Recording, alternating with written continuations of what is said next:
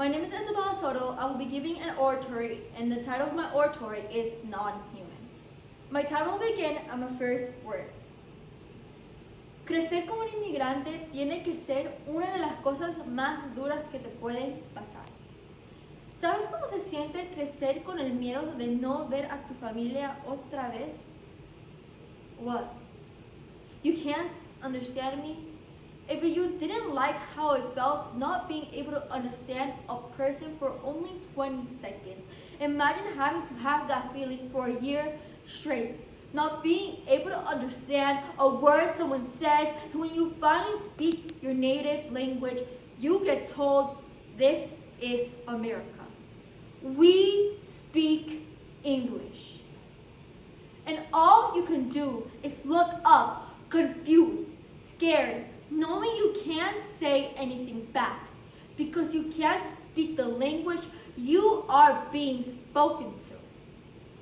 This is one of the many things they do to take away the part of us that keeps us connected to our roots, our culture, since we are so-called aliens.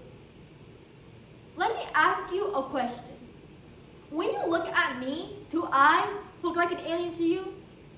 Because we all grew up thinking the definition of alien was someone with green skin from another planet. Do I fit that description? No. But what breaks my heart is when you look up the meaning of alien, you will get a person from a foreign country. No one should be called an alien no matter what. Why should we pick and choose who is alien and who is not? Because I remember growing up wishing I was a blonde hair, light skin, blue eyed little girl like everyone around me. I always wondered why I was the odd one out. I grew up with people looking down on me just because my first language wasn't English. They told me to go back to my country, but the only thing that would happen if I did is that I would be killed. This is an experience thousands of other immigrant children have to go through. Today, I'll be talking about how it felt growing up as an immigrant child. Then I will move on to the experiences of other children. And lastly, I'll talk about what's happening right now. Specifically, how this new policy affects us. I first heard the word immigration when I was 5 years old. I didn't know what it was. All I knew was that my mom wanted to move away from Venezuela because her friend's son had almost gotten kidnapped. I was confused. Because what did you mean that every memory I had made would now be the past? I remember packing our bags, and our first destination was Miami, Florida. When we finally got there, I realized that now I would have to learn a new language. It was lost because I barely knew how to read or write in Spanish. I was held back a grade. I didn't know enough English for them to let me pass. I felt ashamed. I didn't feel good enough. And then my mom told me, Isa, nos vamos a Utah.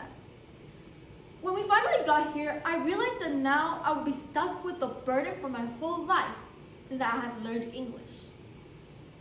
Translating.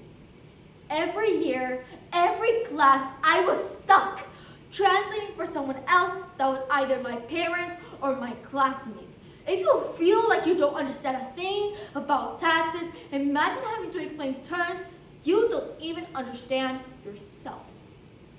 And then having to get good grades while translating someone else. Because it feels like a pressure on your shoulder that never goes away as much as you want it. Because you want to make your parents proud. You don't want to disappoint them. You want to show them that they came here for the right reasons. The transportation, harboring, recruitment of a person under the legal age of 18 years old for a commercial sex act induced by fraud or force. What I just explained to you is the definition of sex trafficking. Thousands of people are sex trafficked every year, but the majority of those people are immigrants. They are the most vulnerable to the human trafficking umbrella. Half the time when parents send their children to the U.S. to give them a better life, all that ends up happening is that those children are sex trafficked. Because what a person goes through after being sex trafficked changes their whole point of view. As much as you wanted, their touch is never gone. And there's children out there having to feel ashamed. They have to feel disgraced that they let such thing happen to them. Just because some person wanted to use them for sex. Some person wanted to use them for pleasure. So they could become richer and richer and richer. Tell me, why do these kids have to come to the U.S. worried about these situations when they should be worrying about seeing their mothers? Well, everyone is worried about their crush likes them back, or if they're going to hang out with their friends. They're all children worrying when they're going to see their families again, crying, just begging to see their mothers. We pay attention to so many things, but we just toss this to the side like we don't even care about these kids going through such a horrible experience when they should be out in a playground playing with other kids, no matter their race. September 5th, 2024. I remember watching the election, scared that Trump was going to be elected again, and that my whole life could become upside down. When I finally heard the news, my heart dropped. Decisions America made will change lives for thousands of other immigrants like me. Thousands of families were deported at the time, and I quote from the Homeland Security website, more than 2 million illegal aliens were deported in less than 250 days. These are families that just wanted to watch their kids graduate, just like yours, that wanted to watch their kids grow up. Imagine having to walk down the streets every day afraid that you're next, or that your parents could be captured at work, or even having to sit down in school afraid that ICE will come in. Please, people, open your eyes. It might not have been the same president, but he's still doing something similar from the past. When will you people learn that it's called the United States for a reason? We aren't united anymore. We never were. So how dare we call it the United States when we can't even complete the first word in our name? Actions speak louder than words. We have to learn to be loud. We have to learn to be passionate. We need to speak our minds, but we don't. We've seen countless of people being killed for just being loud. So now that I've spoken my opinion, do you want to deport me now for speaking my mind? We are like side actors from a movie. We watch all of this happen every day, but we don't do anything.